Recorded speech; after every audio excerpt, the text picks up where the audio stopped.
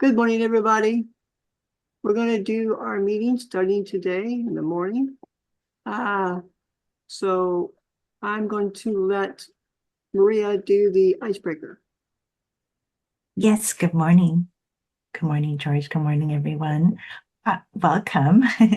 Our icebreaker for today is if you had a choice of any job in the world, what would you pick? And Maria Park here, Senior Program Manager at Asian Health and Service Center, co-chair here with George. I guess I'll start. Um, hmm. Oh goodness, we were talking about how no job at all, but that wasn't a choice. So, um, uh, any job. Gosh, I know a friend um, who travels around the world and like gets to visit all these wonderful like hotels and vacation spots and gets to go on jet rides and that sounds like something really fun. So I'll go with that one and I'll pass it to George. Hi, my name's George Adams. I'm co-chair with Maria, and that's here in Medford, Oregon, Jackson County, and um, co-chair with Maria. And mine would have to be either an astronomer or a geologist, what I've always been wanting to do. And if those two didn't work out, become a priest. So I'll hand it over to Dion. Good morning. I'm Dion Destin. I am executive support for our sponsor, Jillian Johnson.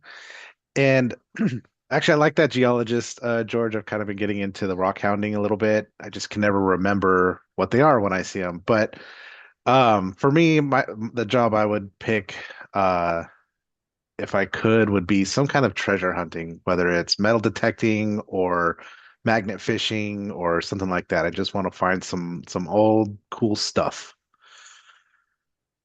And then I'll go ahead and kick it over to Vixen. Um, I am Vixen Radford Wex, and I work for Northeast Oregon Network in Wallowa County.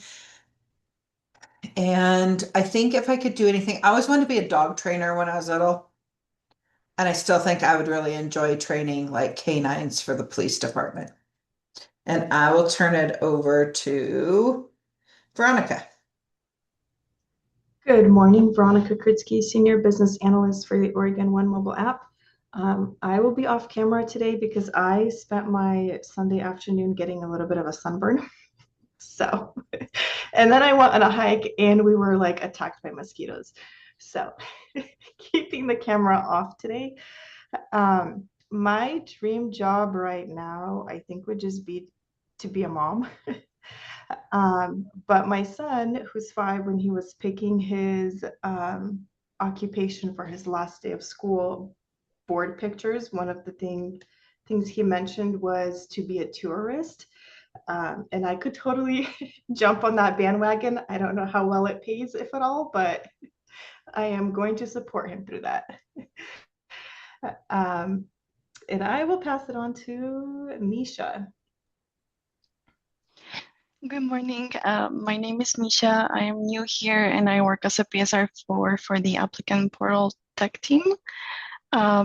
So for my dream job, I think it's always changing depending on what I'm interested in at the moment. So for the longest time, I think I wanted to be a doctor. But with the World Cup going on right now, I think I would want to be a professional soccer player.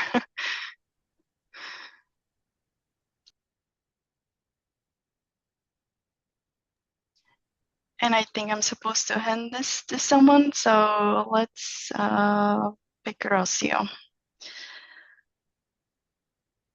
All right. Good morning, Rocio. I'm also with the applicant portal technical team. And if I had a choice of any job in the world, I would say, um, close to what Veronica said, just being a mother if I would be able to. If not, I would love to scuba dive all day for a job, either just for looking out looking at all the beautiful fish, just scuba diving, that would be great. Um, let me see. I'm gonna hand it off to There's Brandy, Andrew. yeah, let's do Andrew. Hey, Andrew Demaray, Senior Business Analyst for the One Online Portal.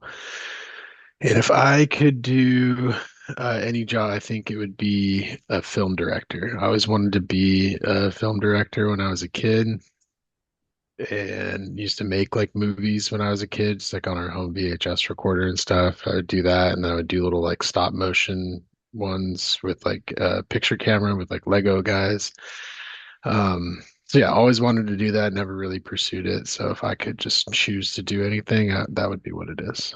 And let's see, I'll pass it to NJ. Hello, Inje Good with the Asian Health and Service Center Community Program Coordinator. Maria stored mine earlier, so I think I'm gonna go with a rock star. Okay. Did Brandy author go? No, she needs to go. I haven't gone yet. Thank you. If I could pick any profession and get paid for it, I would just keep. I coach travel ball. I coach 12U and 14U travel ball, and that's what I would do all my days, all day long, if I could. So that's what I would do because those kids are awesome. Am I the last one to go? Has everybody gone? No. So can you say what company you work for? Oh yeah, I'm so sorry. My name is Brandy Arthur, and I work for Central Coordinations. I'm OS2 at Central Coordinations. Okay. And there's April. Yeah, April Paul, Project Manager at Neighbor Impact Child Care Resources here in Central Oregon. I mean, I think about this a lot every time I drive past the lottery billboard, and it's like so much dollars. I'm like, what would I do? And while being a travel writer would be super fun, I have young kids, right? So they need that stability. So I'd probably purchase a large plot of land with some forest and the coast and have an event venue. So host like weddings and stuff, which I did in a former life. So I think I'm the last one. There is Azucio. Azusini. Yeah, she's next. Oh, Azucena? Yeah. Thank you. Azucena Moreno, Equity and Engagement Strategy Manager, she, pronouns. I think today I would either be a book critic. I just want to read books and get paid for it, and then I can be wherever I want to be. Or I want to open up some type of like doggy training boarding facility where I can just be around all the pups. I don't know how to train dogs very well. I'm having a very hard time with mine right now, but still, that's what I want. That's on my list. Are we missing anybody who hasn't gone yet? Or am I the last one? There is a number of 96759, whoever that is. Oh, that's me. This is Lori Bradley. I am from the applicant portal team. I co-manage with Mandy Bradley, and it's Mandy Freeman, not Bradley. Sorry about that. If I had a choice, what would I do? I'd probably have always wanted to be a nurse and work with kids. So when I was younger, I was one of those, they used to call them candy stripers. Now I'm probably really aging myself, but I got to work up on the pediatrics ward for a while and I loved it. It was amazing. So that's probably what I'd do if I could. Okay, great. I think we got everyone. Thank you all for sharing. I think we'll pass it back to George or Andrew. Okay. Andrew, I'm going to let you have the floor on this one. Yeah. So we'll recap some of the items that we've approved and that'll be in our upcoming builds. Request 110. So this is updating unearned income details to differentiate various school fundings. Scheduled for July 15th originally due to some timeline stuff. It got shifted around. It's actually going to be going in September 16th. Request 125, add character counter to all open text fields that have been limited typing space. That's scheduled for August 12th. Request 114, enabling users to switch between authorized representative and individual roles directly from the dashboard without needing to log out. That is scheduled for September 16th. Did I skip a page here? No, I did not. And there is one other one, request 77 part 2. That is one that we brought back and voted on last time. That's also scheduled for September. Looks like it didn't make it on the recap here, but that's the one where we were talking about help text for the living in the household part-time or being temporarily away part-time. So that one will also go in September 16th. OOIC recruiting. Oh, wait, hold on. That's the wrong one. That's way down the line. Who's doing the pointer? It's me. I'm wondering if I have the recruiting update next. you do? And then we have notices. We have other things too. We do, yeah. We can just use this, Andrew. Okay. So yeah, we were going to talk about recruiting for the next 10 or so minutes, 8 minutes at this point until Lucas arrives to join us and talk about notices. So I think I'm helping with the recruitment piece of it. We had a flyer that we developed, and I checked in with our communications team to see where we might be able to post it, whether that's in our partner page. And they mentioned that we need to update the flyer because it is not, it does not meet kind of our branding standards. So I will be reworking that flyer. So my hope is that by next meeting, we'll have an updated flyer for y'all to look at. I did work on I believe we also wanted to have some type of form, like a interest form for folks who are interested in joining the OIC. So I'm going to quickly share a link to that because we can add this to the flyer. So hopefully it's live. Let me know if you get an error, but I'm hoping that I did mark this live. It just gives some general information about OOIC, the dates and time that that this meeting is held in. We ask for first and last name, email address, and phone number, and what's their preferred method for us to contact them. And if they're a community member, a community partner, they can tell us what community agency they're working with and then what their role is in that organization. Didn't add any more info, so just wanted to get some feedback on how that looks so far, or is there any more information that we can add to that or that we want to change? This is George. In the charter, when your form looks great. Your form looks great. You know, they will pull it up really quick. Okay. The one thing in our charter, it read that someone that are using the services, or I believe someone that you know that using services, are you going to put that in that form too, or just leave that part out? I'm sorry, say that again. In the charter, it read that you have to be using the services in order to join the committee. I can add that. And if you want, maybe I can even make it a check mark. Like, are you using the ONE eligibility? Like, I can make that a check mark to make sure that they check it off to say, yes, I am using it, or I have used it. I can do something like that.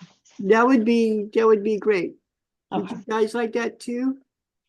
April, guys, would you like that too?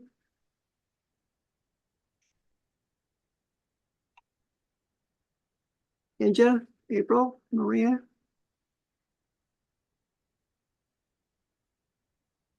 Okay, Maria says yes. Okay. Ninja says yes, okay. All right. Veronica says it works for her. Yeah, I think it's gonna turn out okay. Okay.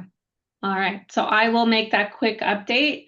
And yes, Andrew, that should say or community group instead of. So I will also make that update. Thank you for catching that.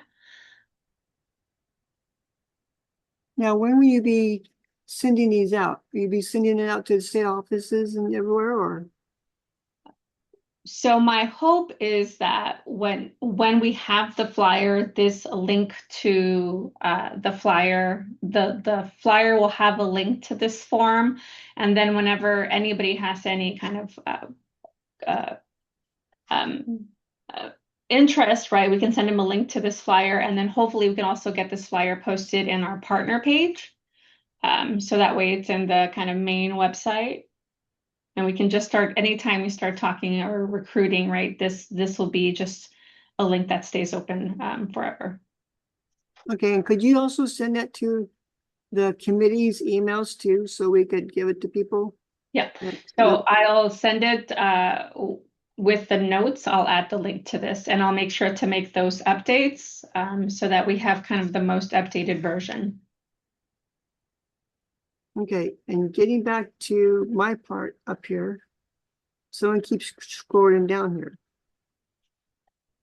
For my part here, I'm gonna try to get a hold of Joseph Lowe, and I had talked about their DSAC volunteer advisory committees, maybe having them join too, that might be using the services that I recommended.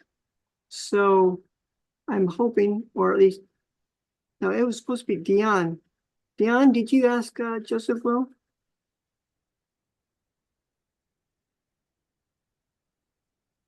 Yes, I did. I believe it's there in the notes. I had mentioned it, but he did confirm that advocates can join multiple groups without any type of limitation. Okay. Is there any questions anybody would like to ask before we go on? I see nobody. Okay. Go on, and who's ever doing this one? Is this Dion doing this one?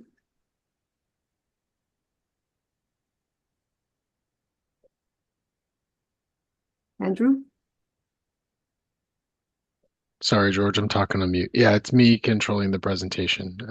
And sorry, I'm flipping and flopping back between the agenda and the presentation here. So that's my fault.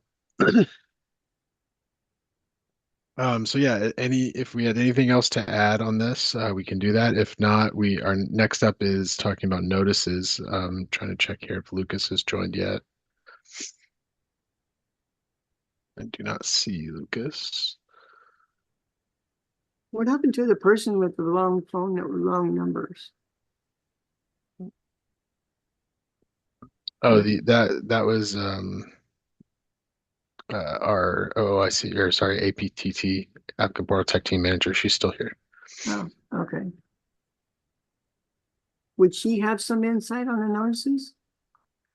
No, this conversation really is for Lucas to kind of lead, I can kind of set it up while we're waiting for him to arrive. We talked probably 2 or 3 meetings ago at this point about, and there Lucas is. Hey, Lucas. A couple meetings ago at this point about, we've spent a lot of time the last couple of years focusing on the online portal and what we can do to make updates there, to make the user experience better, but we haven't really focused much on correspondence or notices. And so I think when we talked last, we got a couple ideas of areas that we would want to take a look at. But Lucas is really one of our experts on correspondences, and wanted to invite him here to kind of help frame that conversation, get an idea of, when we look at making updates in the system from a business analyst lens, we talk about what's like in scope or what's out of scope. And what that means is, what are things that we can focus our time on, use our time effectively to make changes, versus things that are a little bigger than what we're able to actually work on. So Lucas, being one of the experts here, is going to be able to help us kind of start thinking of notices and correspondences in a way that's going to be most that we can put our efforts most effectively forward. Okay. Welcome, Lucas. I'm one of the co-chairs. Maria is the other co-chair. You now have the floor. Hey, thank you very much for inviting me and having me today. Yeah, and what a nice intro, Andrew. Thank you. I'm Lucas Welch, he and pronouns, and I think like Andrew referenced, I work as a business analyst on ONE Correspondences, as well as SMS messages, but I think we're here to talk about correspondences.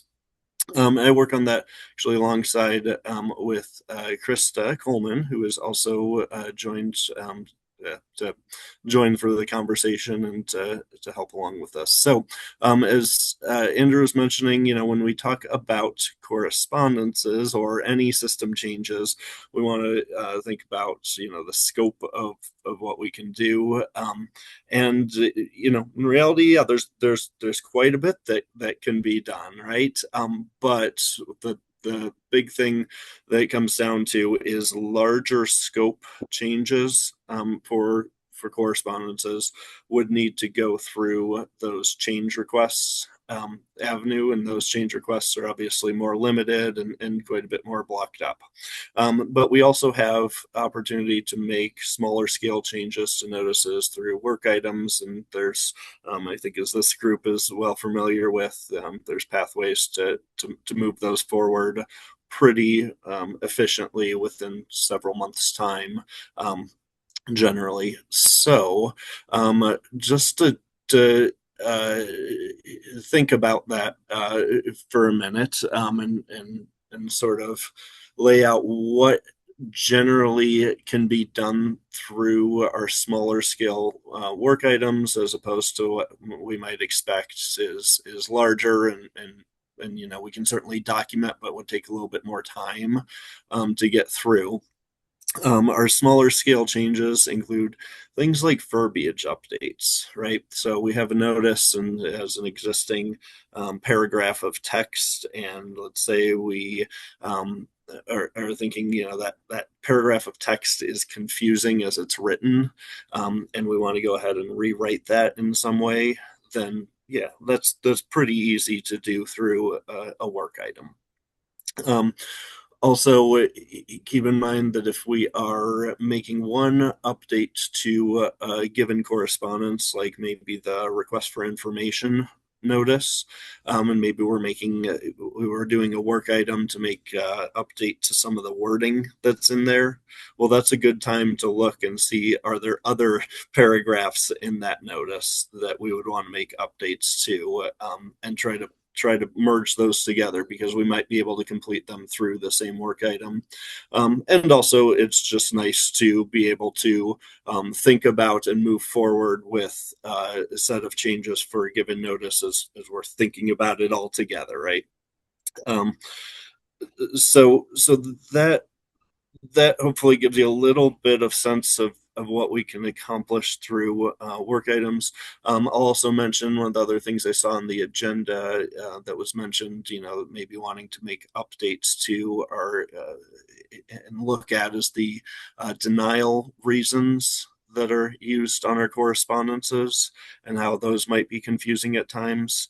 And so that could also be, and verbiage updates there could also be done through a work item. Now, on the other hand, that's probably a good point to sort of separate out and say what gets into the larger body of work, and where do we start to move into that, and thinking about that denial reason again. If we're just updating the verbiage, yeah, that's a work item.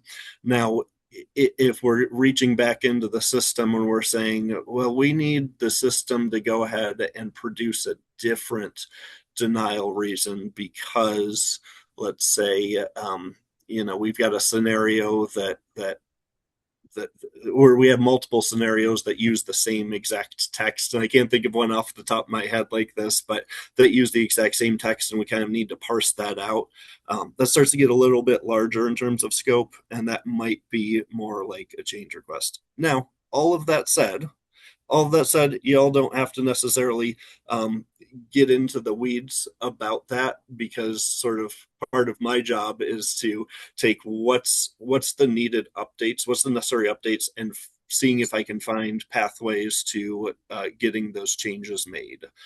It just might be just sort of level setting here. It just might be that for those larger scale changes, we can document them and a change request, but it might take a little bit longer to go ahead and accomplish. So that's where I really think, we always have to prioritize our work. All of us do, obviously, but especially with these changes, for correspondences and system changes, that's where I think it's just really important to prioritize what's the most important things that we want, and then work on those. And once we've got those accomplished, we can take on the next things. So also wanting to hear from the group, and that's hoping the group is ready or wanting to have that conversation too, about what are those areas that we think, and what are those notices that have the most pain point, and so then I can start working, thinking about opportunities to make changes to notices, and then get a little bit more on the details as we move forward. But maybe right now, just wanting to hear, are there particular notices that are pain points, and see if there's any sort of consensus around what's priorities, what are the priorities there. So Okay, Vixen had her hand up. Go ahead, Vixen. And I think, Lucas, you're saying pain as in PANPAIN, pain points, correct? yes. Well, that's a very weedy subject. And it just came up actually in the marketplace summit we had last week also. OHP notices are extremely confusing, because you'll read it and like say one person, and I get it. I get that, like, we have continuous eligibility for one family member and then this family member's, but it is so confusing because, like, in one place it'll say you're approved these dates, and then the next place it says you're not approved, you're denied these dates. And we have to remember that a lot of these people haven't read notices in 6 years since COVID, because they didn't have to do anything. And so if we could somehow figure out, I get we have to have a lot of things for legal reasons, but at the beginning, it be very swallowable, low education reading level. Vixen is not approved over income beginning this date. April is approved ongoing, or renewals are needed for, Vixen must provide proof of income. Because it's just everybody that comes to me, I have two things right now. They either come to me because they're like, I don't know what this notice says because there's 27 pages, or they call me and say, I went to go to the doctor and they say I don't have insurance. And I get into one and I look and I'm like, well, they sent you a letter in March saying they needed your proof of income. Oh, I got that. I didn't know that's what they needed, because they haven't had to do that in 6 years. And so we have a lot of people who are so disconnected. We have to figure out a small jumping off point to reconnect them.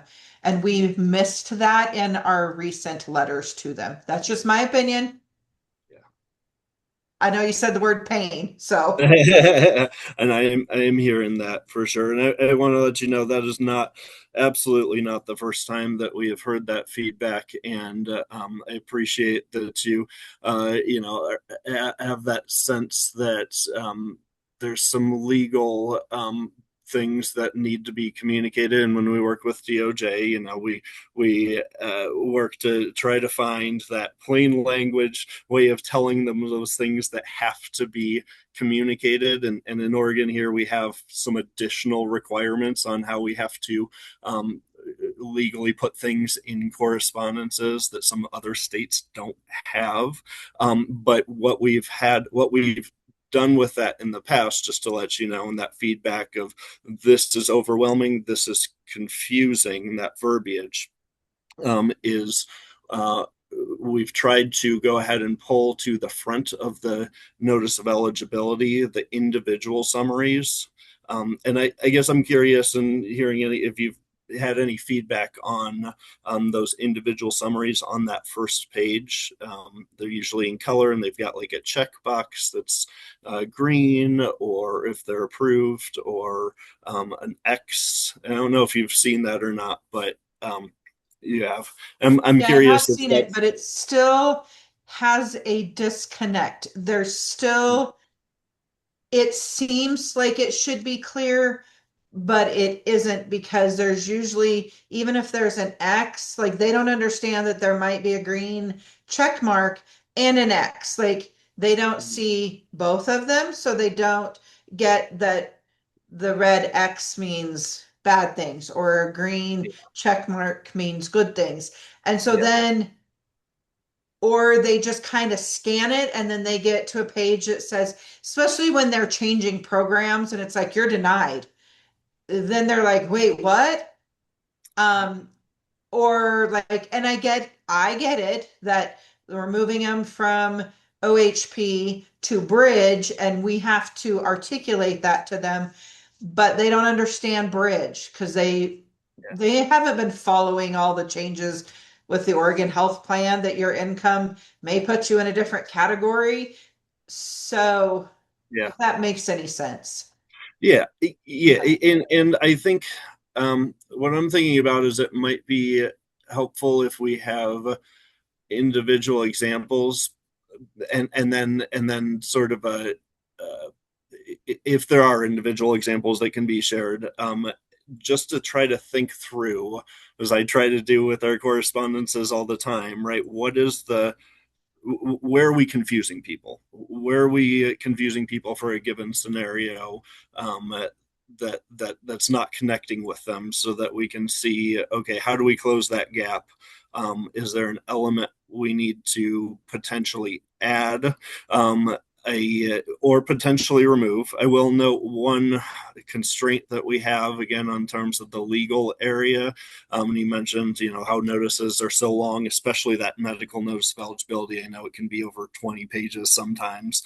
One of the issues we have is, again, we have to include a lot of that legal content. And so what we've tried to do to make that more consumable is not only to make that as plain language as possible, but also to add some of those elements like the individual summary, the first main thing on the first page, so that it's more of we can provide in plain language and then refer them down for more details. But I certainly hear where we're missing that. And I'd love to, like I say, look at some examples of where you're seeing, right, this person is confused because this notice doesn't make sense to them.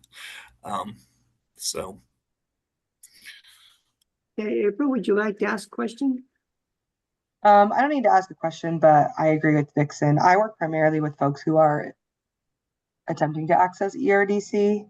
So there is a lot of confusion around, they're like, I'm denied because of the wait list. And I'm like, well, they didn't even run your eligibility. They just put you on the wait list. Or they say I'm eligible and I'm on the wait list. So can I have it? And I'm like, no, they didn't run your eligibility. So yeah, but that's already on our list of like things that are confusing. But I haven't seen an example in a really long time. My one access doesn't allow for anything like that. It's really limited. So an access or an example of a denial letter, like what it actually looks like would be helpful. But my own experience is there's just too many words. And families are so stressed. These adults are so stressed that they get a letter and they're just like, what the heck is this? And yeah, it just needs to be very clear. And they're getting multiple letters for like every child in their house if they have OHP. Every child gets a letter. And that is a lot of mail. Okay, Lucas, I went and just pulled up one of my letters, and this one is one of the, and I can't like just, but in this situation on page 1, it says, does not qualify for medical benefits. This person is not eligible for medical benefits. Details can be found in their medical benefit overview. And so then I go to page 2 is just a bunch of verbiage. Page 3, OHP plus, benefit close, 228.26. This person has more income than allowed for these medical benefits. This person is no longer eligible. Their benefits have been kept open only due to continuous eligibility. Their continuous eligibility period has now ended. So it's kind of saying two things. It's saying you're over income, but you were here, and people don't understand that because you've said you have been allowed to be here, because they'll say my income hasn't changed. They don't understand that continuous eligibility allowed them with a higher income to be.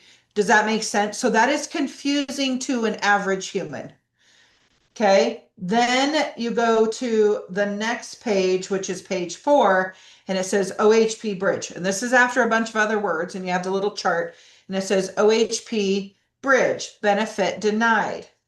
3/1 of 2026, no current end date.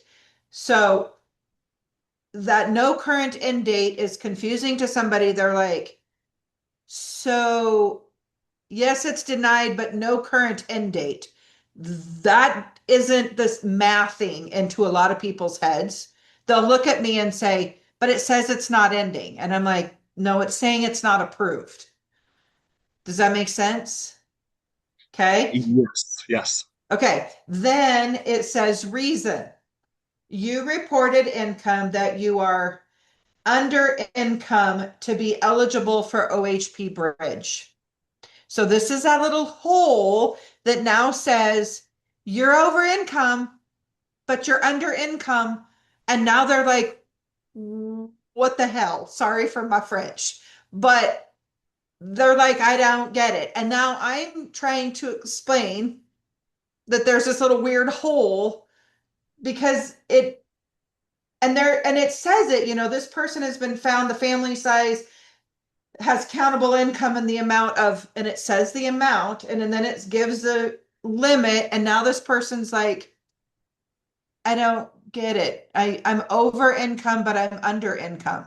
So I guess that's where, and I do not know how we would explain this because this is clear as mud. Even us who work in it every day struggle to explain it. But these notices are confusing. Yeah. So, yeah, and I totally get it. And again, this is not the first time that I have heard this. In particular, I don't want to take. I also heard there's some concern in other programs and other notices as well. But I have heard the greatest concern about the OHP notices of eligibility. I do want to just say I think fundamentally sort of the challenge that we have is not just in communicating the legal verbiage. We have to do that for all programs, but I think the primary one of the core challenges we have for correspondence is that for OHP, it's not just a single program, right? It's a compilation of multiple programs that are that have different benefit levels as well, and different programs like the ADLT adult program and the parent and caretaker relative program, that those have the same benefit level, and so those roll up into one benefit level. And it's not just a single benefit, such as SNAP, right? Here's household numbers who are eligible for SNAP and their household benefit amount. We really have to get more into that. And I think that's where the challenge is. And we've tried working with, comms, with DOJ, and with program on this in the past to try to say, okay, are there ways in which we can reduce how much we're telling people, because they don't necessarily care which, let's say, program they're made eligible for these benefits. They just care which benefits those are and whether they're eligible or not, right? So they don't care if they got denied for one program because they're under income, and another program because they're over income, but they're actually made eligible. Ultimately, what does it really matter to them? And I think, again, the challenge in addressing that has been, we have legal obligations to communicate those programs and whether they are denied for certain programs within OHP, because it's not just one. So I really feel like that's the challenge we have faced, and just want to share that with you transparently. I don't think we've been able to find a good way to communicate that, to your point. I think it's confusing to folks. I totally agree. I'm interested in trying to find ways to address that. I heard one of the things you mentioned in there was the no current end dates and being approved, and the statement saying you're approved from whatever that date was to no current end date. 100% agreed that that is confusing. One thing we are doing right now that we have in the works is adding the medical renewal date information to all notices, so that folks will know what to expect in terms of renewal and when their benefits would get renewed. So I'm hopeful that will help a little bit in terms of, okay, here's where I'm eligible through, or when my benefits will need to be reviewed to be renewed. Okay. Now, Maria has a question. Lucas, go ahead, Maria. Oh, I know we don't have enough time, so it's okay. I did put a bunch of stuff in chat, but we'd love to invite you again. Thank you, Lucas. Yeah. Yeah, so George, unfortunately, we are kind of running out of time for this topic, but I do think this is a great conversation to kind of get some of these priorities that we have out in the open. I've heard, denial notices for both medical and ERDC. I'm seeing in the chat stuff about RFIs. So I think, us as the facilitators here will have to kind of pull together some of this feedback we're getting and put that into our next couple months agendas, and then kind of focus these conversations down to starting to work on some of this stuff. And as Lucas is available, certainly would love to invite you back, Lucas, to help us with these conversations. Yeah, I'd love to join again. Lucas, Yeah. we'd like to invite you back between now and December, so we can get these notices, things taken care of. Now, I have one solution real quick, is that I was thinking, instead of three separate notices, like SNAP, medical, and state, being three different individuals, I suggested along way back that there could be one notice, and there could be color coded, like red could be checked off for food stamps, purple could be checked off for medical, black could be checked off for state services, and there could be explanations for those for one notice instead of all three notices. I love that, and it's again not the first time I've heard that kind of suggestion. It makes a lot of sense because we have one eligibility system, using air quotes there, and so the customer experience to me makes the most sense if we were able to provide that a combined notice of eligibility. It is something that would certainly take a larger scale change, and we would need to do it very thoroughly and make sure that it works for all programs. And I think that may be sort of the reason we don't have that yet. It would be a significant challenge. But I do hear you, absolutely. And so that might be something, maybe if we're thinking that's a priority, that we can think about writing up as a change request, seeing if we can find a sponsor, and seeing how that could move forward. You're right, with that larger scale change. All right, thank you. Thank you for suggesting that. Okay, Andrew, you've got the floor. Yeah, just thanks again, Lucas. Really appreciate your time. And we'll work together to find a time to have you back and continue these discussions and kind of frame how we're gonna push this work forwards. But super helpful having you here. So appreciate it. Veronica sent you a message, Andrew.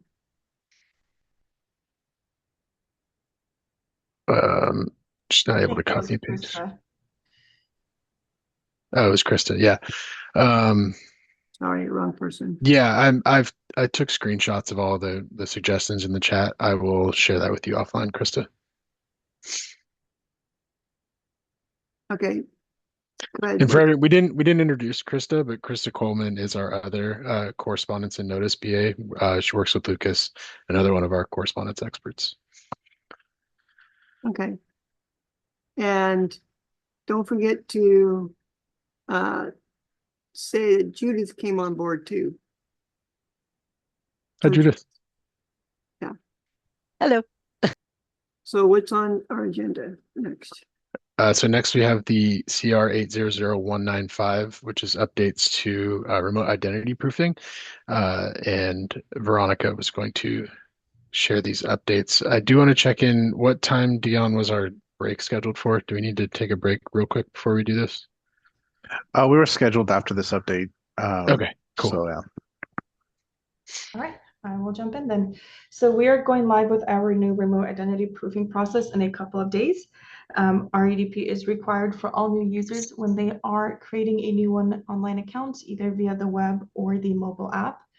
And currently users are verifying their identity by answering 3 to 5 questions that are generated by Experian based off of their credit report. And with the implementation of the new REDP process, the screen with the 3 to 5 Experian-based questions is going away and is being replaced with a process from a new company called Socure. Socure has the ability to passively or automatically verify a user's identity without the individual needing to take any additional steps. And if Socure cannot automatically verify the user, the individual will be prompted to take a picture of a government issued photo ID and then take a selfie of themselves. Users will also still have the option to call the applicant portal technical team and complete their identity verification over the phone. And the manual process with the tech team that they're currently using has not changed aside from we are expanding the list of documents that they'll be able to accept. I'm sorry, Andrew, I'm totally talking off script. Can you go back to the first slide? Sorry to throw you off. The one slide before that. So remote identity proofing is the process of verifying that an individual is who they say they are. REDP is a one-time required process for every new user when they are creating a new online account. On the next slide here is the user verification screen and then the 3 to 5 questions that they are currently answering for the remote identity proofing process.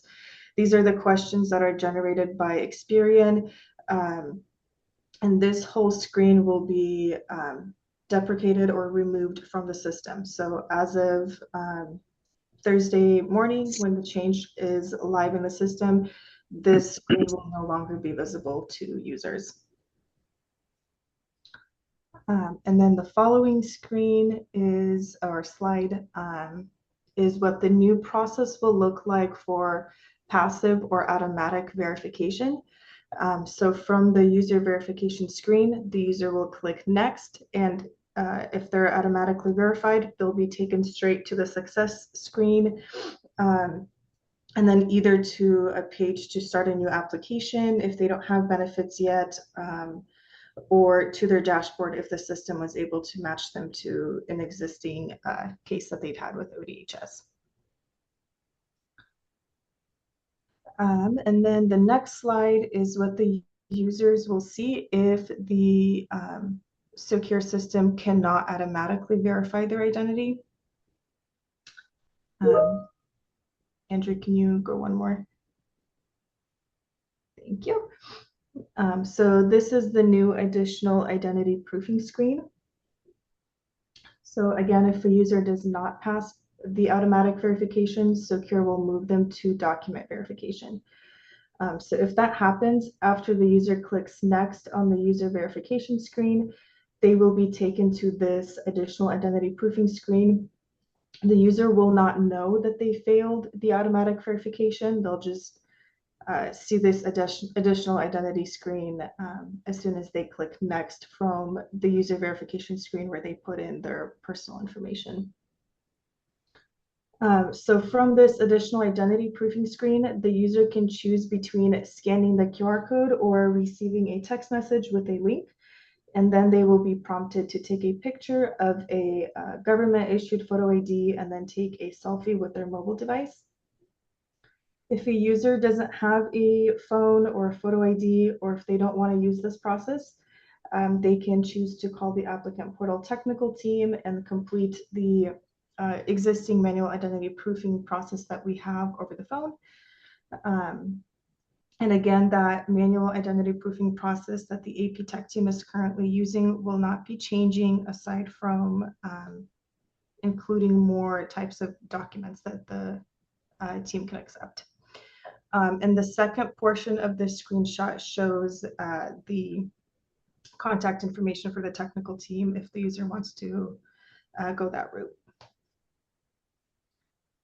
And the next slide is a list of some of the acceptable documents that can be used for remote identity proofing. This is not the whole list. Documents can be expired up to 180 days, and they must have a photo. The types of documents that will not be accepted will be things like social security cards, prison IDs, or anything that doesn't have a picture. And also, if a user isn't sure if their document type will be accepted, they should be encouraged to try and using it anyway, because Secure may be able to accept it and verify them.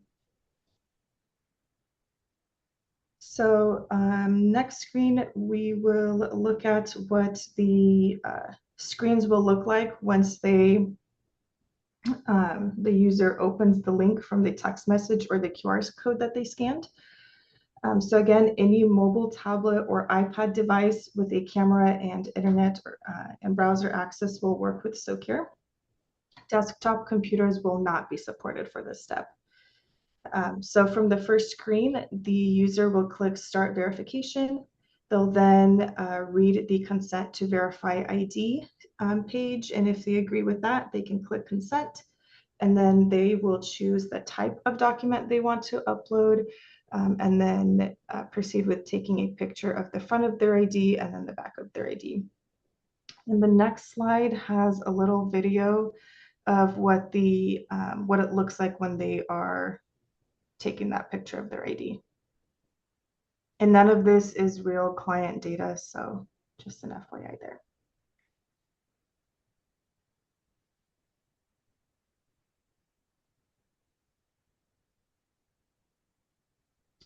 All right, and then once they have taken their picture, they will see a screen, and yep, this slide here, where they will confirm both the front side and the back side that all of their ID information is clear and visible. They'll click Submit, and then they will take a selfie. Once they like the picture that they've taken, they'll click Submit, and then they'll see the Your Verification is Complete screen, and then that process will be complete. At that point, they can go back to their One Online account, so either the online portal or the Oregon One mobile app, and continue with using their account. So they'll again either be landed on a screen with where they can start a new application, or they'll be taken to their account dashboard if the system was able to verify that they have existing benefits with the state. So I will pause here for any questions. I know that was a lot of information to digest.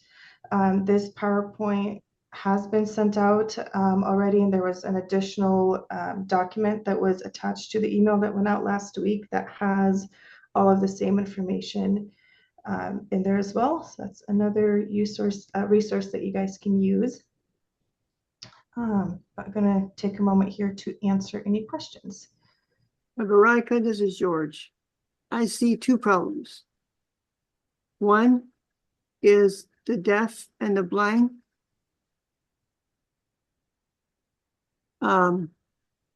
They need to understand this. How do you have it set up for the blind and the deaf? Yeah, so all of the our whole website is compatible for users that are deaf and blind, and all of the SoCure steps will be as well. How much practice have we done practice with this picture ID? Because I always have a problem getting my phone to accept this. So I'm just wondering if this is really easy to use. I haven't heard any feedback back from our testers. I know the AP technical team was playing around in this last week as well. I haven't heard of any issues. I didn't have any issues myself. Misha, if you have any feedback from how it went for your team, feel free to jump in.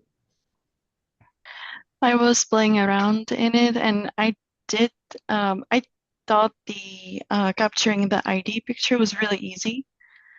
The frame in the camera kind of makes it easier. It turns green, so you know you're like at the right distance, and it was easy to accept. Now I see that it's sitting on something black. Are you talking about the third screenshot right now? Well, the front side captured, back side captured. You see the card is sitting on something black. Okay, that is taken, it's from the testing environment, so it's actually taking a picture of somebody's computer. Oh. And so that's why you're seeing the black background there. But there is assistive technology that Misha was just talking about when a user is taking a picture. If Andrew, if you go back a couple slides, we can rewatch that video, but you'll see like that green rectangle show up, and it'll align the picture, and it'll actually automatically capture it once it senses that all of the information is in there. Nice.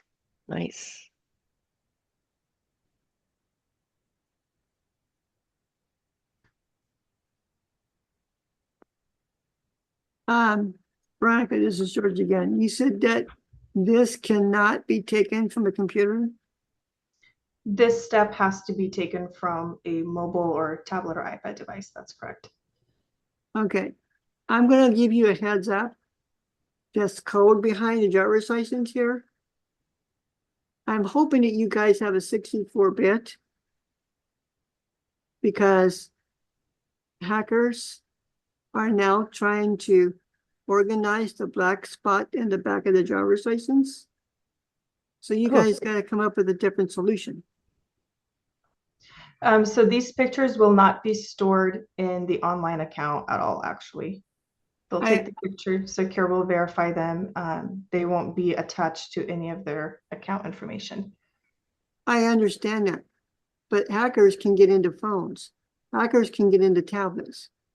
And they have been known to change the black signatures on these, especially with the QR codes. Now, So it is something that our security team has been with from the very beginning of this project, and we are definitely taking all of the precautions and steps that we need to make sure that this step is secure for our users. Okay, well, I didn't know if you guys knew that or not. Just giving you the heads up. Thank you, George. Appreciate it.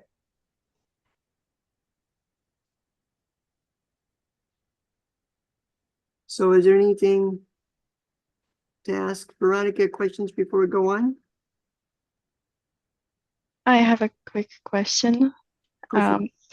When I was playing in it, and I'm not sure how the testing environment is set up, but I got to the part where I uploaded this ID, Charles Fisher, and then I had to do my selfie, and it was accepted. So I'm not sure. Yeah, it had to work that way for the testing environment, but that it won't work in the actual environment. Okay, okay, that makes me feel better. Mhm. All Since right. Your questions, we need to go to the next item. So there are two more quick updates with the that are going in the July build. So the first one is the snap filing date application. The July release is adding new functionality where users can submit a snap filing day application without creating a ONE Online account.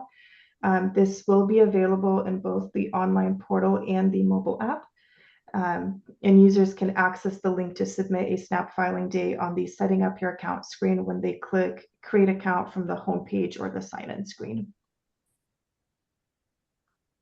And the last update is for the one-time password screen. So community partners and authorized representatives are currently required to use an additional security step when creating a new account, and then also every time that they log back into their account. That process itself will not be changing. The update that was made to the screen is that we added a countdown timer that displays how long the user needs to wait before requesting a new OTP code. The timer will count down from 2 minutes, and once the 2 minutes have passed, the resend OTP button will turn blue and the users can request a new code. Also, on click of resend OTP, the system will display the bottom section of the screenshot where it says experiencing technical issues, and then has the contact information for the technical team. So no change to this process. It'll just look slightly different when community partners and authorized representatives log into their accounts starting this Thursday. That was all I had for July updates. Pausing real quick for any questions or thoughts from folks. I hear none. Okay. We can take a break. See you back, guys, in 10 minutes. At 11:53.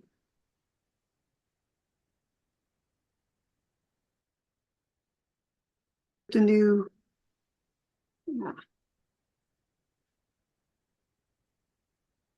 and Andrew, I guess you're up next again. Yep, I'm just trying to get the briefing sheet shared here instead of the presentation, so bear with me just a second. Hi, Susan. And then I think so we're going to go a little bit out of order here. We had Veronica and I were talking with Deloitte, our development partner, last week, and we had a defect come up that kind of relates to request 143. So we wanted to actually, go a little bit out of order here and present request 143 first to see if we could get an approval this week for this one. So we can kind of, I don't know if, two birds, one stone sort of situation here. Take care of the defect while also updating this to to how we would like to see it work in the future. So I will scroll down and let Veronica talk about this one. Excuse me for all of the quick scrolling. I don't mean to make anybody dizzy here. All right, request 143. So this is a brand new one we haven't talked about before. And it is requesting to remove the green complete renewal button from the individual's dashboard after the renewal or the SNAP periodic report has been submitted. So we've heard that some users were reporting that having a green complete renewal button, that's the one shown in this screenshot. I don't know if Andrew, if you want to zoom in a little bit.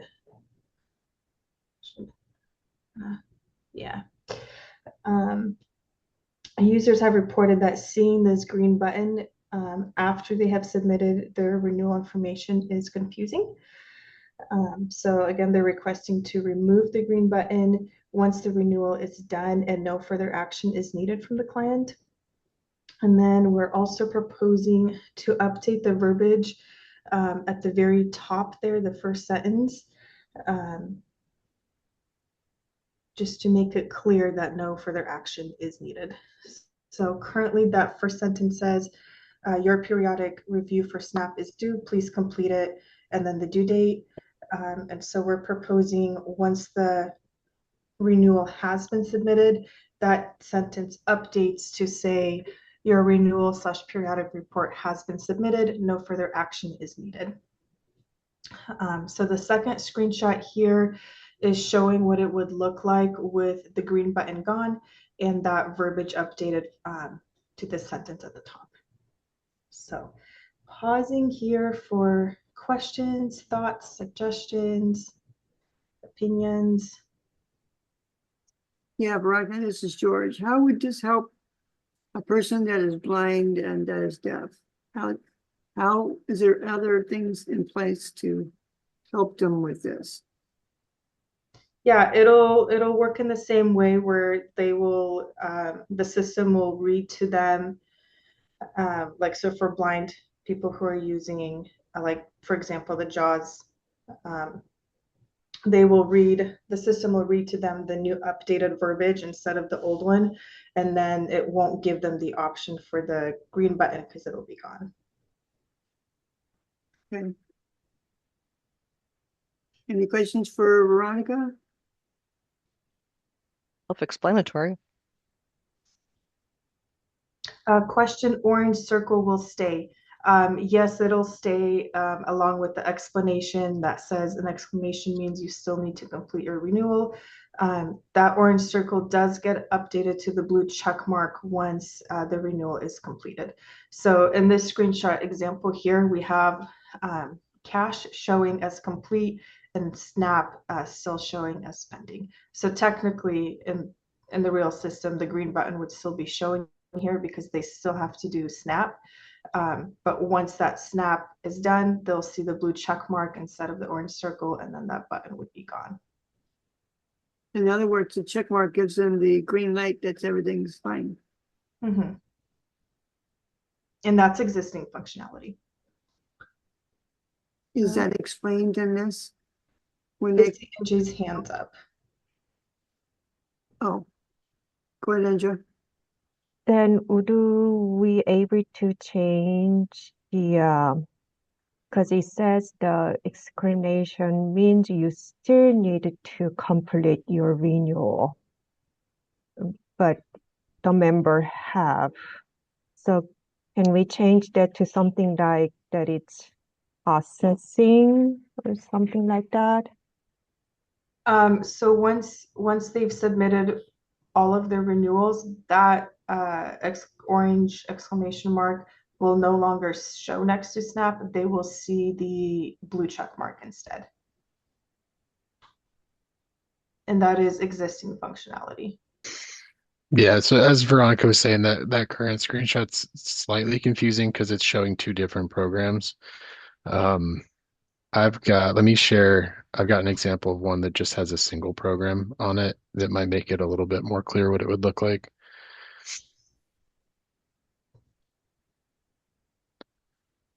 So this example just has medical on it. Mhm. And you can see, so like the legend here still explains like what each, the exclamation versus the check mark means, but since they've completed it, they see the check mark. There's no green button anymore. And so in the example that Veronica was showing, like I think what we were trying to say about that was if there was two different programs, for example, if we go back to that one, we should still see the green button technically until both of them have a blue check mark. Once all of the programs have a blue check mark, then we would see the green button disappear and the new text. Right, but once the member already submitted the required, documents or whatever, the system was, asking to provide. So once they do that, submit the renewal or finish the renewal, then that green box will not be there anymore, the complete renewal, right? But the Correct. orange circle will stay until the whole renewal is processed and completed. Am I understanding right? So the check mark and the exclamation is just regarding it being submitted, not so like once it's submitted, you'll get the blue check mark. Okay. Not necessarily that it's been completely processed. Once the renewal's been processed, they should see the updated information about their case on the dashboard. Like this renewal section would no longer display, and they would see like their Right. new eligibility dates, their new benefit amounts, whatever that may be on their dashboard. Right. So there could be a gap between the member submitting the completing the renewal and the system process it or the renewal is completed, right? There can be a gap of days or weeks, and the member will still have that orange circle. Is that correct? No, the orange should go away Okay. as soon Okay. as it's submitted, and they should see the blue check mark. And during that gap, that's kind of what this is, that's the idea of this tool is like Right. so they've submitted it. There's no action needed on their part anymore. And so that's Mm-hmm. part of the idea of removing that green button is right now we still show that green button even after they've submitted it. And Right. even though we're showing like blue check, you've submitted it, you're all good. It's confusing because we're giving them further options to like click on something they don't need to click on. Right. Okay. So the orange will disappear once the member through the renewal process. Yeah. Okay. Yeah. So, question for the group. Would it make sense to have the legend, so the explanation of what each icon means? Would it be helpful if we removed the orange icon once there's nothing else pending, or completely remove the legend to not display once all the actions have been completed by the client? That's a hard question. Well, because or if you take the orange out, then they don't have to worry about, is this something I need to do? Is that what you're saying? So let's remove it, and then they figure, okay, I'm done. Yeah, so if we go back to Andrew's screenshots that you were Yep. Give me just a second.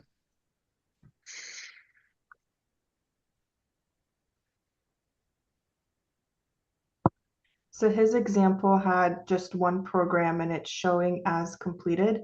If we removed the legend completely, they wouldn't see the explanation of what the icons mean, or we could leave the explanation for the blue check mark, but take out the orange check mark once no further action is needed. So Andrew has already updated us a mock-up for us on the second screenshot of the screen. Well, from my perspective, if both of them are up there, that would give me as a consumer to to look at this as, well, if there's a orange check mark or explanation, then that's what I need to complete. And then the check mark would be okay. It gives me the idea that it's already done. That way, from my perspective, it wouldn't be confusing. It would be, okay, give me one, one level up.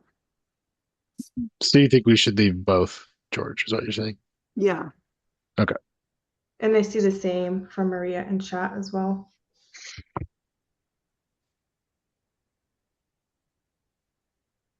Maria? Yeah, just agreeing with you.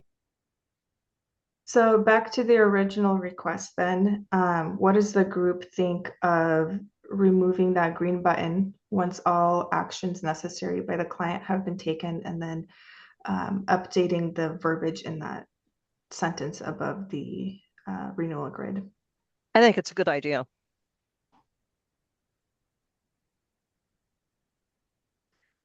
Are we ready to vote? Any additional questions? So you're asking us to vote on this? If you guys are comfortable, if you have enough information from us. Okay, so let's go ahead and vote. I, George, yes. Judy, yes. Vixen, yes. Susan? If I can say, the only thing I liked about being able to click on the green button is it told me when the renewal was submitted, but I guess we could look in the messages and see. Well, yeah, that's the only thing I liked about having the green button there still, so I could check to see when it was submitted. We could ask, maybe Veronica, we could ask about dynamic text in this new text, like your renewal periodic report was submitted on date, no Yep, further that's action needed. Yeah, that's exactly what I was thinking. Would that solve your concern there? Yes. Awesome. Okay, I'll take a note of that. So would your vote be a yes, Susan? Yes. Okay, and Maria, yes, you too?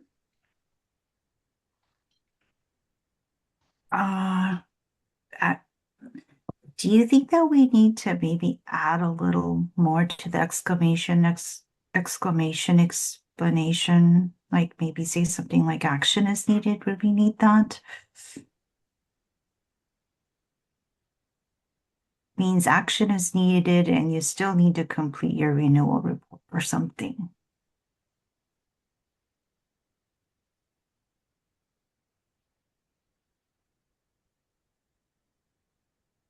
Not opposed to that. So are we having a yes or no, Maria? Not yet. Still thinking. Okay, Brandy, what about you?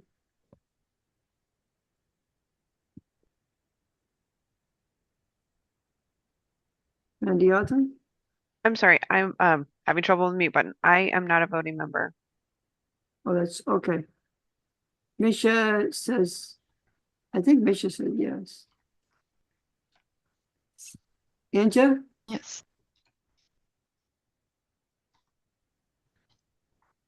Anja? Yes, hi. Okay, Veronica, we got all yeses except for one. So what do you want to do? I just pasted a option for verbiage update per Maria's suggestion of adding action needed.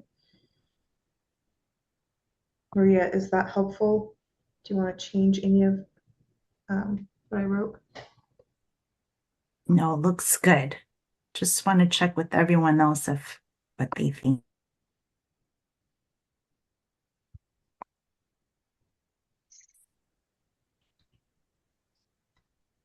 So my question is it still going to be worked on or is it passed? I believe the majority votes win. Isn't that right? Yeah. Okay, so then yes, we will take it forward and get it submitted. Okay. Let's go on to the next thing. Who's next? Oh, I just want to make sure, like if we can go back real quick, scroll down just a little bit. So like, I can see that it could get confusing if, like, let's say that it's already been submitted, it's already been completed, and if the description says action needed, will that get confusing? So I think the screenshot's a little confusing. If we're truly taking the action away and there's no option for them to do anything, both of these would technically be blue. If it was still like this, we would still see the button there. So like we should see, you know, both, this icon would be blue, the blue check mark. So the only orange exclamation thing would be here in the legend explaining like if you do see an orange thing, that's what you need to do. Okay. And we did vote to keep the legend the way it is. So aside from the verbiage update that you suggested. Okay. Okay. Let's go on to the next one, please. Yeah. Maria, did that make sense to you? I I can. think so. I was just trying to change the verbiage to see if maybe it might, if this would be better.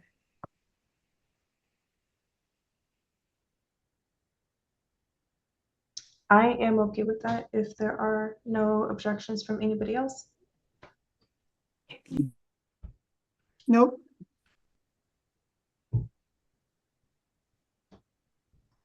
What's the next on the agenda? And just to be sure that we get what we're talking, this is what it would really look like in that situation. Both of these would be blue check marks here, like, and there would be nothing to submit. So, I feel like it's not, the only exclamation here is just explaining like if you do see an exclamation, that's what it means. So anyway.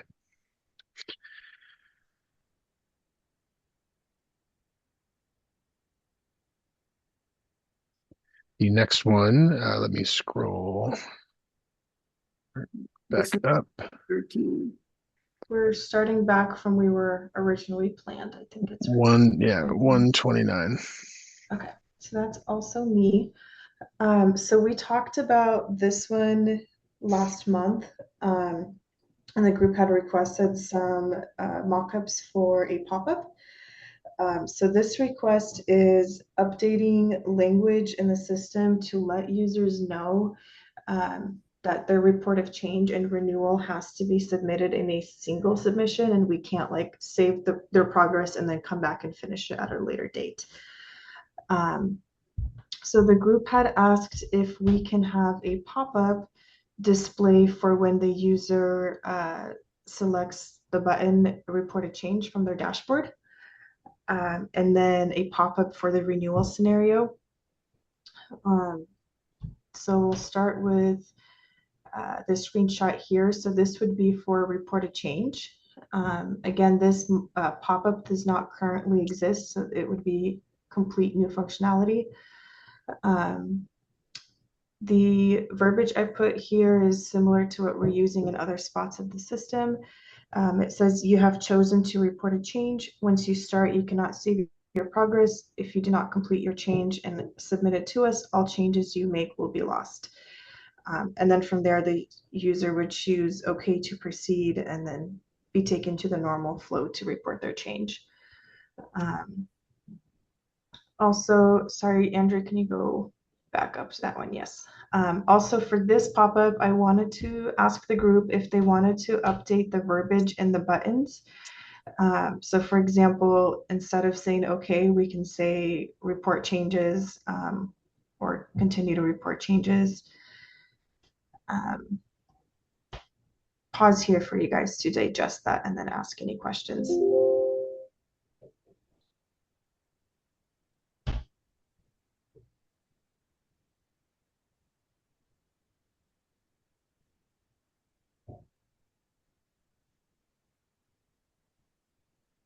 Okay.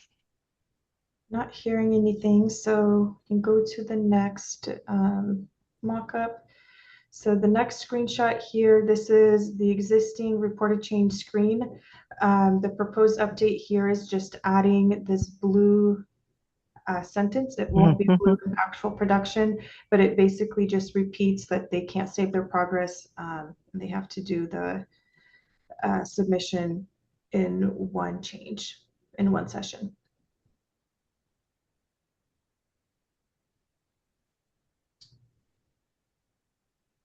And if there's no questions, Maria, the color difference won't be there in production.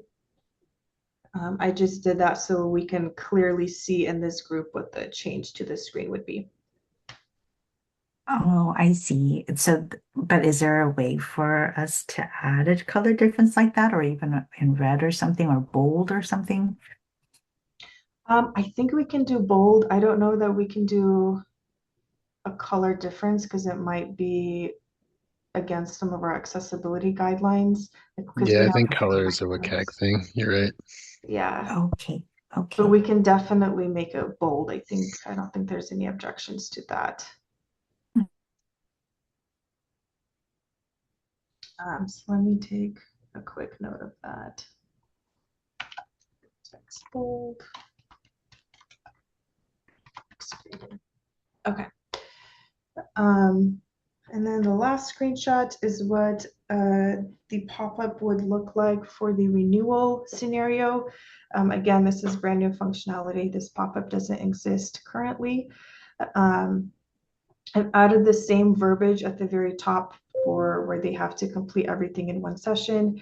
And then the second part, we've listed some examples of things that they'll want to have ready to complete their renewal. If you guys can think of other items that's commonly needed, we can add that here as well. And then same question to the group as the previous pop-up. Do we want to change the verbiage on the buttons to say continue or renew my benefits instead of okay? And when do you need this by? This is not urgent. It's just up to the group. This is our second month discussing this topic though, so hoping we can get to some decisions soon. And do you need our vote? I don't have a deadline for the vote, but if we are ready to vote, we can definitely do that now. If there are more questions, we can go over those as well. Hey, group, are we okay with this?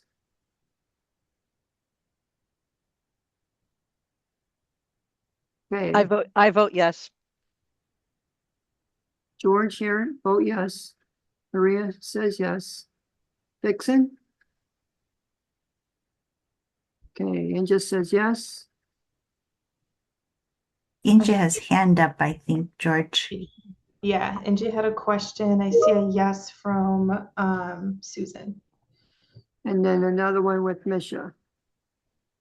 Go ahead, Anja. So, well, so when a member renew, they do need information of their income, but they don't necessarily have to have a proof of income because they can upload that later anytime, or we can help them to provide the information later. So I'm just afraid to have this service here because they may delay the renewal process. Like a member can be like, oh, I don't have the proof of income now. I'm just gonna do it like later when I get a new pay stub or something like that. And they don't have to have the proof of income. They just need the information, right? Yep. I see what you're saying, and we can tweak this verbiage. I think our intent here is to say you'll need to input your income information. And if they don't know their change off at the top of their head, we want them to gather, the information papers, other documents that they might need so that they can complete this renewal in one session, since they won't be able to come back and finish it later. But I see what you're saying, and we can definitely tweak the verbiage to not say proof of. If you guys have suggestions, I'm open to hearing those. Can we just change this to something like the information that needed for renewal, and then like we can just list like income, and higher education, like info or something like that. Just the information, not saying any proof or documents here. So maybe instead of proof of income, say income changes. So it would read as, before you start, gather any papers or information you may need. You may be asked to provide income changes. I guess, do we want to leave any of those examples or take all of those out?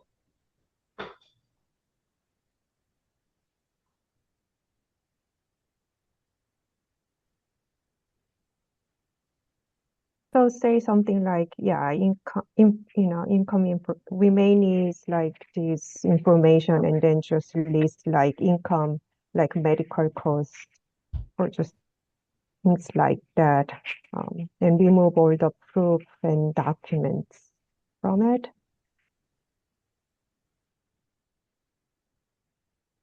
Okay, they will be provided the same information too once they complete the renewal of what types of documents they may need to submit. So I don't have any concerns with just leaving the list short and simple and saying changes, college or education changes, student changes, and medical cost changes.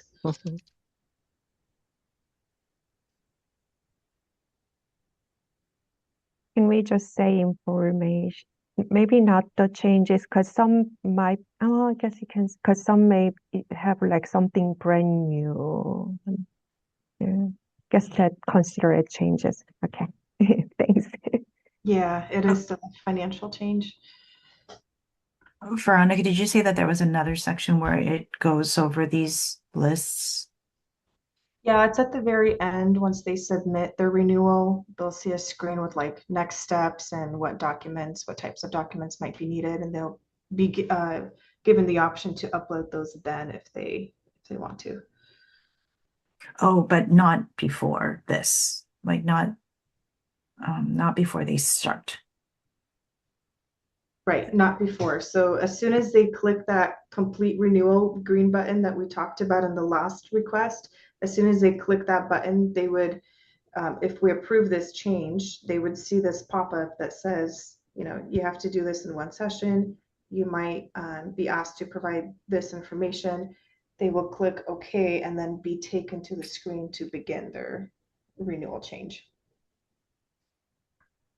Okay. Then I think it might be helpful to have this information in there. But I was just trying to think of what's another way that we could say it.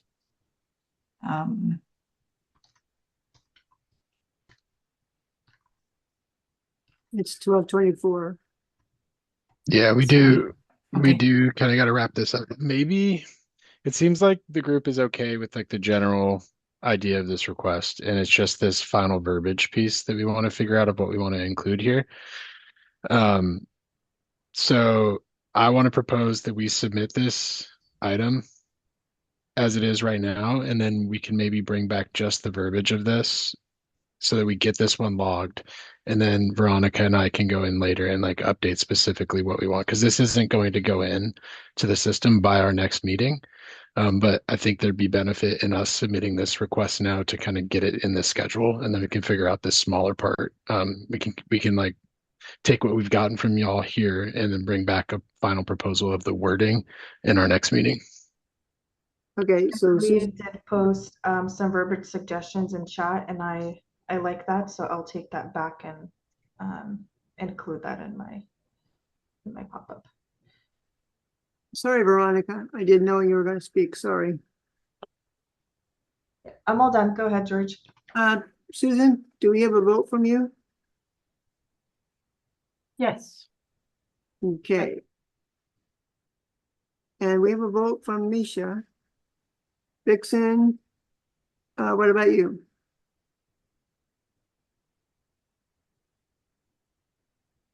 We have a vote from Judith.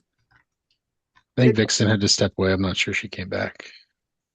Okay, Brandy, what about your vote?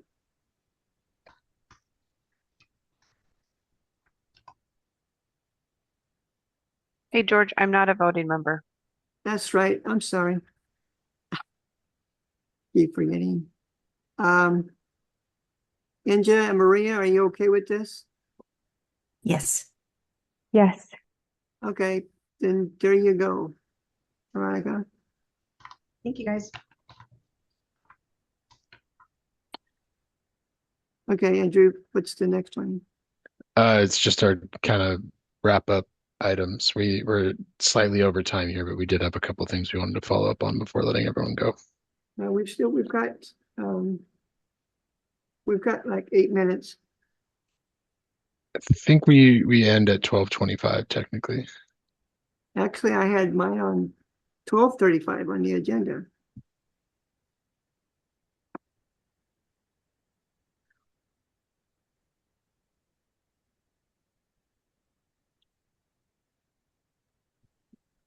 Our meeting usually goes till 12:25, but with the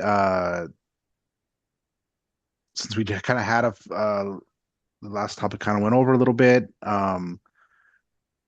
How do we feel about Azucena? Are you still on the call? Would you be able to give a couple of those brief updates, and then George can send us off? Yeah. Sure. I will go very quickly. Couple of things. We have offered the engagement strategy position to fill behind James. We have offered it to a candidate from our first round interviews, quite honestly.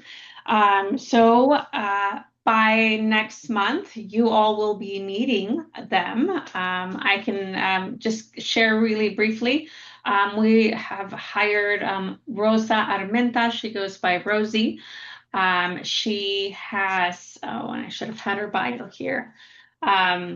I don't know how much I should share because I want her to kind of share her own info, but she worked with OCHE, so she has experience helping people use the kind of one online account, so she has that user experience. She also speaks Spanish, and she has worked with some tribes in Oregon, so we're very excited to have her pop in here.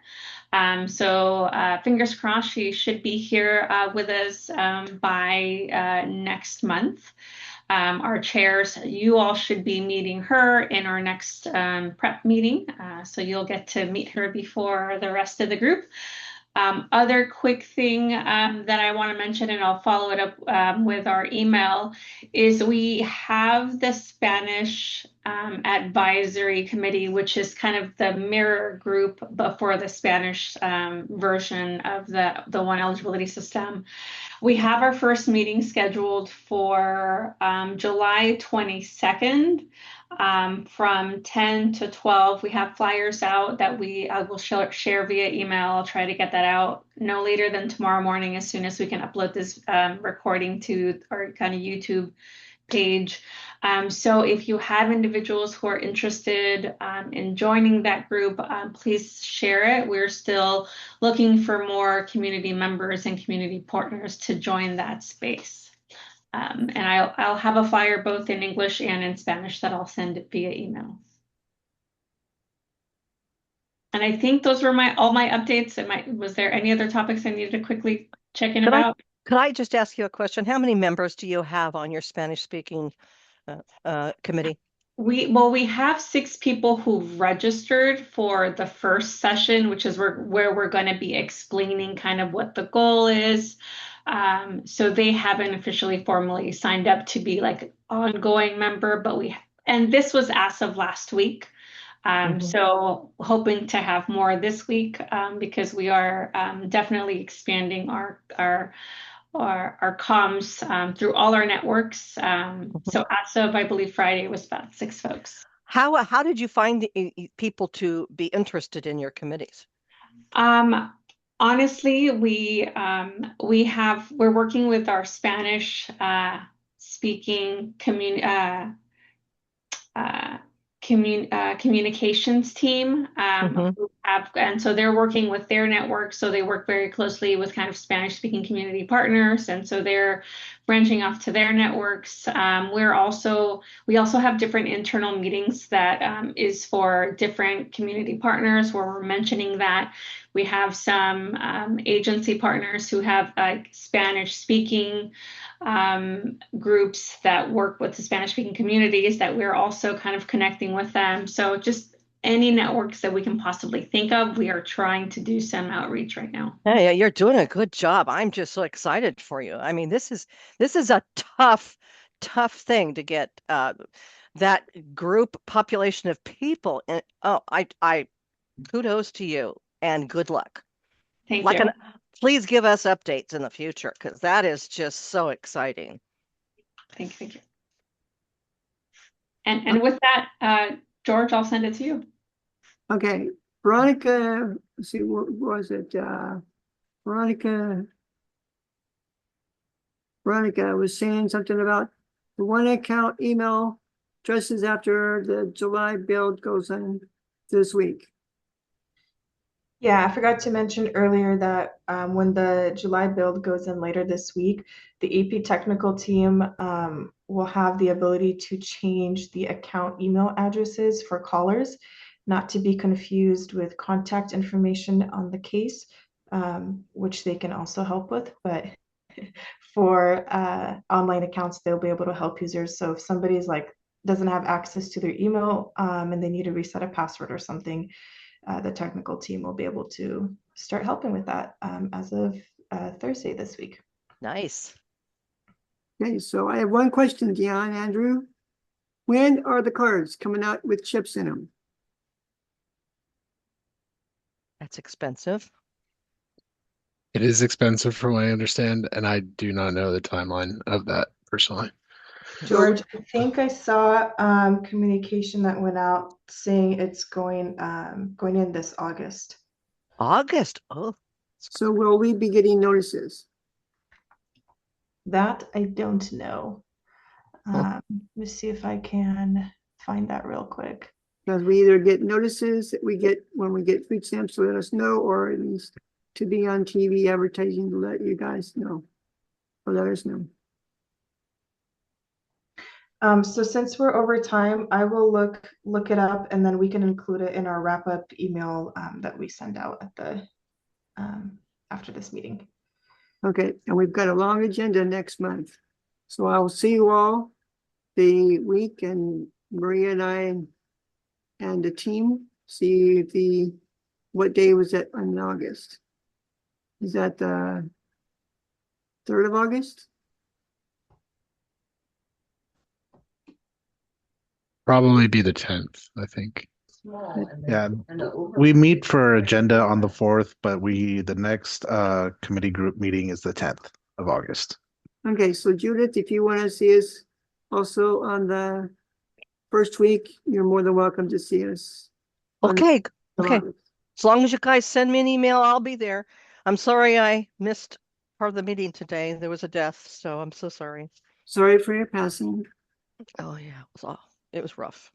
So I will let you guys know and see you, and I'll see you next week. Okay. Thanks. Okay, bye.